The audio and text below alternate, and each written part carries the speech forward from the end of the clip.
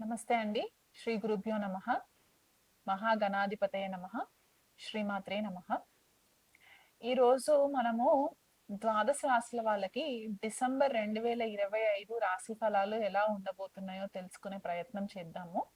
కానీ దానికంటే ముందు డిసెంబర్‌లో గ్రహ గోచారం ఎలా ఉంది? ఏ గ్రహం ఎప్పుడు ట్రాన్సిట్ అవుతుంది? ఏ రాశిలోకి ట్రాన్సిట్ అవుతుంది అనే ఒక ఇన్ఫర్మేషన్ గ్యాదర్ చేసుకుందామండి. మొదటగా మనము రవి గ్రహం గనక చూసుకున్నట్లయితే రవి డిసెంబర్ 1 తారీఖు నుంచి 15 తారీఖు వరకు కూడా వృశ్చిక రాశిలో సంచారం జరగడము. దాని తర్వాత నెలాఖరి వరకు అంటే 31 తారీఖు వరకు కూడా మనకి ధనుసు రాశిలో సంచారం జరగడం అనేది కనిపిస్తుంది. చంద్రుడు ఎలాగో మనకి 2.5 రోజులకి రాశి మారుతూ ఉంటారు కాబట్టి చంద్రుడి పరిజ్ఞానం మనకు అంతగా తీసుకోము మేజర్ ట్రాన్సిట్స్ కి సంబంధించి. సో కుజుడు కనుక చూసుకున్నట్లయితే డిసెంబర్ 7 తారీఖున ధనుసు రాశిలోకి సంచారము. దానికంటే ముందు మొదటి 6 రోజులు కూడా వృశ్చిక రాశిలో సంచారము. రవి కుజుల యొక్క కలయిక మొదటి 6 రోజుల వరకు కూడా ఉంటుంది వృశ్చిక రాశిలో. తర్వాత డిసెంబర్ 7 తారీఖు నుంచి డిసెంబర్ 31 వరకు కూడా కుజుడు ధనుసు రాశిలో సంచారం జరగడం అనేది కనిపిస్తుంది. గురుగ్రహం చూసుకున్నట్లయితే వక్రిగతిలో ఉండి ఫస్ట్ 5 డేస్ అంటే 1 తారీఖు నుంచి 5 తారీఖు వరకు కూడా గురువు మనకి కర్కాటక రాశిలో సంచారం జరిగి వక్రిగతిలో మనకి మిథున రాశిలోకి ఎంటర్ అవ్వడం అనేది కనిపిస్తుంది అనమాట.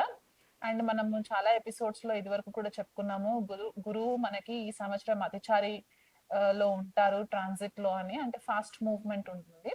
సో మిథున రాశిలో సంచారం జరుగుతుంది అనమాట 5 తారీఖు నుంచి నెలాఖరి వరకు కూడా. శనిని చూసుకున్నట్లయితే మీనరాశిలో సంచారము పూర్వభాద్ర నక్షత్రంలో నుంచి సంచారం జరుగుతుంది. రాహు చూసుకున్నట్లయితే గనక కుంభరాశిలో శతభిష నక్షత్రంలో సంచారము, కేతు పూర్వ ఫాల్గుని నక్షత్రంలో సింహరాశిలో సంచారం జరగడము. అండ్ బుధుడి కనుక చూసుకున్నట్లయితే మొదటి 16 రోజులు కూడా మనకి వృశ్చిక రాశిలో సంచారము, తర్వాత ధనుసు రాశిలోకి సంచారం అనేది కనిపిస్తుంది.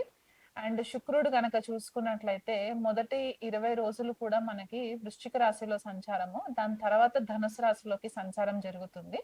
సో ఇలాంటి గ్రహగతులని మనం గనక పరిశీలించినట్లయితే ఎక్కువ మనకి ధనుసు రాశి వృశ్చిక రాశి యాక్టివేషన్ అనేది కనిపిస్తుంది.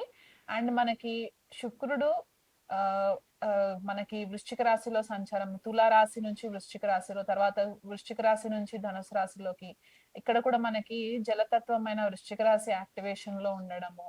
అండ్ మనకి శని కూడా మీన రాశిలో సంచారము జలతత్వ రాశి అవ్వడము. అండ్ రాహు వచ్చేసరికి శతభిష నక్షత్రము జలతత్వ నక్షత్రంలో, అంటే శతభిష మనకి వరుణుడు రూల్ చేస్తారు కాబట్టి ఇక్కడ మనకి వరుణుడు వర్షాలకి కారణం అని కూడా మనం చెప్తూ ఉంటాం. అంటే ఆయన వర్షాలకి దేవుడు, లేకపోతే మనకి సముద్రాలకి దేవుడు అని కూడా మనం చెప్తూ ఉంటాం కాబట్టి రాహు అక్కడ సంచారం జరగడము. అండ్ రవి కూడా మనకి మొదట 15 రోజులు వృశ్చిక రాశిలో సంచారము, తర్వాత మనకి ధనుసు రాశిలో సంచారము. సో ఇలాంటి ట్రాన్సిట్ ని మనము చూసుకున్నట్లు అయితే గనక మనకి గ్లోబల్ లెవెల్ గా చూసుకుంటే మనకి వాటర్ కి సంబంధించి, అంటే జలానికి సంబంధించి కొద్దిగా మనకి ఇష్యూస్ రావడం, అంటే సైక్లోన్స్ రావడము, టైఫూన్స్ రావడము, లేకపోతే వాటర్ కి సంబంధించి యాక్సిడెంట్స్ జరగడం, అంటే కొంతమంది బీచెస్ కి వెళ్ళడము, అక్కడ ఇష్యూస్ రావడము, లేకపోతే యాక్సిడెంట్ జరగడము, వీళ్ళు కొద్దిగా నెగ్లిజెన్సీ తోటి ఉన్నప్పుడు కొద్దిగా యాక్సిడెంట్స్ జరగడము వాటర్ కి సంబంధించి ఇవి ఎక్కువ కనిపిస్తూ ఉన్నాయి. కాబట్టి వీళ్ళనంత మట్టుకు ద్వాదశ రాశులు అందరూ కూడా ఇదొక కామన్ పాయింట్ గుర్తు పెట్టుకోండి. ఎక్కడన్నా నదీ స్థానాలకు వెళ్ళినా, సముద్ర స్థానాలకు వెళ్ళినా కొద్దిగా అలర్ట్ గా ఉండే ప్రయత్నం చేసుకోండి. మనకి ఈ ట్రాన్సిట్స్ వల్ల చలి తీవ్రత కూడా ఎక్కువ జరిగే ఛాన్సెస్ కనిపిస్తుంది. మనకి తెలుగు రాష్ట్రాలలో చలి కూడా ఎక్కువ ఉంటుంది. కోల్డ్ ఫ్రంట్ అనేది అయితే చెప్తూ ఉంటామో, ఈ మొదట 15-16 రోజులు కూడా కోల్డ్ ఫ్రంట్ అనేది ఎక్కువ ఉండి ఉష్ణం చాలా చలి ఎక్కువ అయ్యే ఛాన్సెస్ కనిపిస్తూ ఉన్నాయి. సో అది కూడా ఒకటి మైండ్ లో పెట్టుకోండి. ఎవరైనా సముద్ర తీరంలో ఉన్న వాళ్ళు ఇతర వేరే దేశాలలో ఉంటే గనక ఈ జలాశయాలకి వెళ్ళినప్పుడు కొద్దిగా కేర్ఫుల్ గా ఉండండి. ఎలాంటి వాటర్ స్పోర్ట్స్‌కి చేసుకున్నా కూడా కొంచెం కేర్‌ఫుల్‌గా ఉండి ప్రికాషన్స్ తీసుకోండి. అండ్ ఎమోషన్స్ పైన డెసిషన్స్ తీసుకోకండి. ద్వాదశ రాశుల వాళ్ళకందరికీ కూడా ఇది ఒక కామన్ పాయింట్ అన్నమాట. ఎటువంటి డెసిషన్స్ లైఫ్‌కి సంబంధించి మేజర్ ఈవెంట్స్‌కి సంబంధించి డెసిషన్స్ మీరేవైతే తీసుకుంటారో అవి ఎమోషన్స్ మీద తీసుకున్నట్లయితే గనక మీకు చాలా మట్టుకు నష్టపోయే ఛాన్సెస్ కనిపిస్తున్నాయి కాబట్టి కొద్దిగా లాజికల్‌గా, ప్రాక్టికల్‌గా ఆలోచించి మీరు డెసిషన్స్ తీసుకునే ప్రయత్నం చేసుకోండి. అండ్ ఇండివిడ్యువల్‌గా ఏ రాశి వాళ్ళకి ఎలాంటి రిజల్ట్స్ ఉండబోతున్నాయి అనేది నేను మీకు వివరిస్తాను. వృషభ రాశి వాళ్ళకి డిసెంబర్ నెలంతా కూడా ఎలా ఉండబోతుందో తెలుసుకుందామండి. వృషభ రాశి వాళ్ళకి కుటుంబంలో కొద్దిపాటిగా చికాకులు కనిపిస్తున్నాయి. ఎందువల్ల అంటే చతుర్థ స్థానంలో కేతు సంచారం జరుగుతుంది. అండ్ వక్రిగతిలో ఉన్న గురువు ద్వితీయ స్థానంలో సంచారం జరుగుతుంది కాబట్టి గృహ వాతావరణంలో కొద్దిపాటిగా చికాకులు అనేవి కనిపిస్తున్నాయి. కాబట్టి మీరు వీలైనంత మట్టుకు సంయమనం పాటించి ఎదుటి వాళ్ళని నొప్పించేలాంటి మాటలు మాట్లాడకుండా ఉన్నట్లయితే గనక ఈ నెలంతా కూడా కొద్దిగా బాగుంటుంది. శుభకార్యాలకి కొద్దిపాటిగా డబ్బు ఖర్చు అయ్యే పరిస్థితి కనిపిస్తుంది. భార్యాభర్తల మధ్య మంచి సఖ్యత ఏర్పడడానికి కూడా ఛాన్సెస్ కనిపిస్తున్నాయి ఈ నెలంతా కూడా వృషభ రాశి వాళ్ళకి. ఇదివరకు ఏవైనా ఇబ్బందులు ఉండుంటే గనక ఎప్పుడైతే శుక్రుడు నీచలో ఉన్నప్పుడు దానివల్ల మీకు ఇద్దరి మధ్యలో కొద్దిపాటిగా డిస్టర్బెన్సెస్ వచ్చి ఉంటే కనుక ఈ డిస్టర్బెన్సెస్ అంతా కూడా ఈ నెలంతా క్లియర్ అయిపోతుంది. సప్తమ స్థానంలో రవి కుజుల కలయిక, దాని తర్వాత మళ్ళీ అష్టమ స్థానంలో సంచారం జరగడము, ఇవన్నీ కూడా మనకి కొద్దిపాటిగా విసిబిలిటీ అనేది ఎక్కువ జరిగే ఛాన్సెస్ కనిపిస్తుంది. అంటే మీకు ఒకవేళ ఉద్యోగరీత్యా మీరు ఇప్పటి వరకు ప్రమోషన్స్ లేకుండా ఆగిపోయి ఉన్నా, లేకపోతే మేనేజర్స్ దగ్గర నుంచి మీకు ప్రాపర్ సపోర్ట్ రాకపోయి ఉంటే కనుక ఇప్పుడు మీకు కొద్దిపాటిగా విసిబిలిటీ అనేది పెరుగుతుంది. అంటే మిమ్మల్ని గుర్తించడానికి, మీ మీ యొక్క ఎఫర్ట్స్ ని గుర్తుపెట్టుకోవడానికి, గుర్తించడానికి మంచి రిజల్ట్ కనిపిస్తుంది అన్నమాట ఈ నెలంతా కూడా. తండ్రితోటి వీలైనంత మట్టుకు రెస్పెక్ట్ఫుల్ గా మాట్లాడే ప్రయత్నం చేసుకోండి. వారిని గౌరవించండి.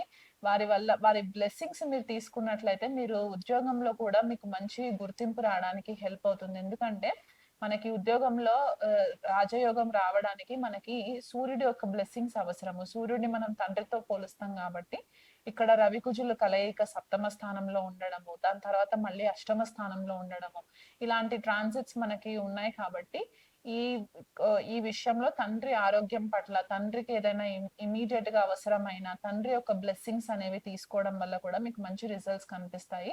అప్పుడప్పుడు మీకు కొద్దిపాటిగా కోపం ఎక్కువ వచ్చే ఛాన్సెస్ కనిపిస్తున్నాయి కాబట్టి ఆ కోపంని గనక మీరు కొద్దిపాటిగా కంట్రోల్ చేసుకొని మీరు ఏదైతే అచీవ్ చేయాలనుకుంటున్నారో దాన్ని ఒక ప్రాపర్ ప్లానింగ్ మీరు పెట్టుకున్నట్లయితే గనక అది కూడా మీకు ఫేవరబుల్ గా ఉండే ఛాన్సెస్ కనిపిస్తున్నాయి. రాహు దశమ స్థానంలో ఉన్నారు కాబట్టి మీకు కెరియర్ లో మంచి గుర్తింపు రావడానికి, కాకపోతే కొద్దిపాటిగా మీ గుప్త శత్రువులు ఎవరైతే ఉంటారో మీ గ్రోత్ కి అడ్డుపడేలాంటి ప్రయత్నాలు చేస్తూ ఉంటారు కాబట్టి మీకు దుర్గాదేవి ఆరాధన చేసుకోవడం వల్ల ఎటువంటి ఆబ్స్టికల్స్ లేకుండా మీకు అన్ని కూడా బ్లాకేజెస్ అన్ని క్లియర్ అవ్వడానికి ఛాన్సెస్ కనిపిస్తున్నాయి. లాభస్థానంలో శని సంచారము మీకు ఇప్పుడు డైరెక్ట్ అయిన శని ఉంటుంది కాబట్టి ఆ శని నుంచి కూడా మీకు మంచి ఫేవరబుల్ రిజల్ట్స్ రావడానికి కూడా పాసిబిలిటీస్ కనిపిస్తున్నాయి. సో వీలైనంత మట్టుకు శని యొక్క బ్లెస్సింగ్స్ కూడా ఉన్నాయి, రాహు బ్లెస్సింగ్స్ ఉన్నాయి కాబట్టి మీరు కెరియర్ ఫ్రంట్ లో గనక ఎక్కువ ఫోకస్ చేసి మీ ప్రమోషన్స్ కోసం గనక మీరు పాకులాడినట్లయితే గనక మీకు ఈ నెలంతా కూడా ఫేవరబుల్ గానే ఉంటుంది. ఇంకా బెటర్ రిజల్ట్స్ రావాలనుకుంటే గనక రెగ్యులర్ గా ఈ నెలంతా కూడా మీరు లక్ష్మీదేవి అష్టకం చదువుకోవడము, డైలీ 3 టైమ్స్ అన్నమాట. మార్నింగ్ ఒకసారి, మధ్యాహ్నం ఒకసారి, ఈవినింగ్ ఒకసారి గనక మీరు లక్ష్మి అష్టకం చదువుకోవడము, లేకపోతే లక్ష్మీదేవి అష్టోత్తరం చేసుకోవడము, సూర్యుడికి ప్రతిరోజు కూడా అర్ఘ్యం ఇవ్వడము, ఆదిత్య హృదయ పారాయణం చేసుకోవడము, రాహు యొక్క దుష్ప్రభావాలు మీ పైన పడకుండా మీకు ఉద్యోగంలో మంచి గుర్తింపు రావడానికి దుర్గాదేవి ఆరాధన చేసుకోవడము, దుర్గా చాలీసా, దుర్గా సప్తశతి పారాయణం ఇలాంటివి చేసుకోవడం వల్ల కూడా మీకు మంచి ఫేవరబుల్ రిజల్ట్స్ వస్తాయి.